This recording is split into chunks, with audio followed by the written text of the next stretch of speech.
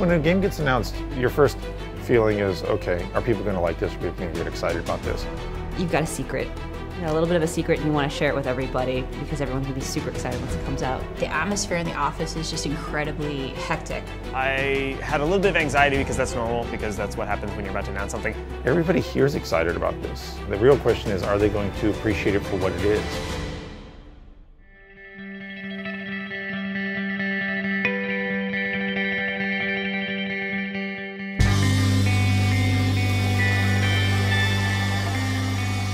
The things that we think about and get really anxious about in the continuation of, such a big franchise like Borderlands is always are we providing something in the game that fans are going to react to and want? Sometimes I'm a little nervous that people will look at this and say, why isn't it Borderlands 3?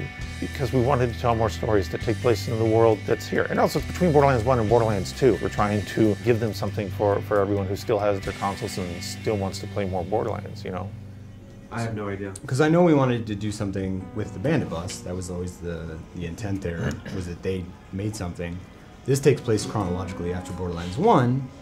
That could literally be the blue bus from Borderlands 1. They just stole it, or however. Okay. The idea that they somehow got a hold of that bus and then threw bandit crap on top of it is pretty good. The idea for the pre-sequel basically came about where Randy Pitchford worked something out with 2K where we wanted to make another Borderlands game, but also wanted to be able to work with 2K Australia to make it, basically, something that we wouldn't make entirely internally. They'd finished up BioShock Infinite, and they had some bandwidth. They wanted to know what their next big adventure was. We felt like there was just a lot more that we could be doing in the Borderlands universe, and the idea of another standalone experience had come up. It really came from a sort of mutual momentum to the logical place of what can we do that would be fun and cool, tell a cool story, and let us work with these really great guys in Australia.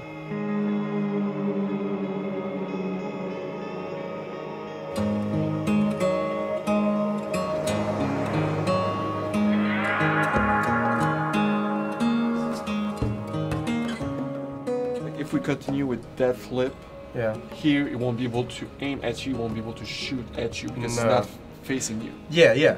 Well, that's fine though, because that was the original problem that we were having. If we tried to turn him around, he would wig out of it. The AI component only supports 3. That's so what I thought. A loop and an end. So unless Pat codes in something specifically for its support for animation, so it looks good, we need it in 3 parts.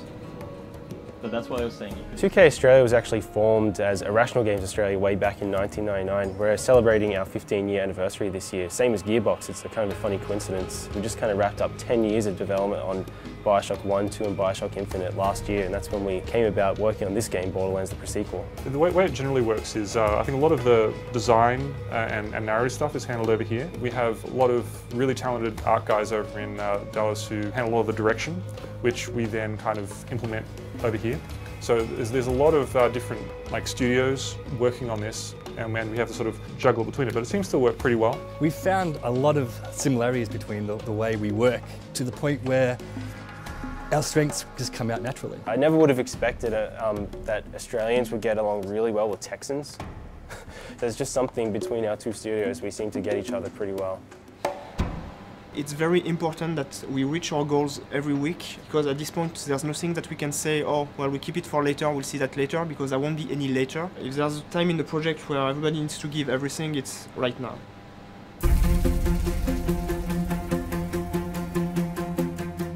Gearbox is enabling Australia to really bring their creative vision to it, but Australia is respecting the experience and everything that Gearbox has done to build the brand. I mean, I am happy to take some credit for Borderlands generally existing. I'm actually really proud of that, but it doesn't exist without Gearbox and the team, the people, and there's some really cool stuff that shows up every day. You go peek over someone's shoulder or wander in the designer room and see somebody building something that I never thought of, never imagined. It's 2 great teams working on this project, doing some really, really fun and cool stuff.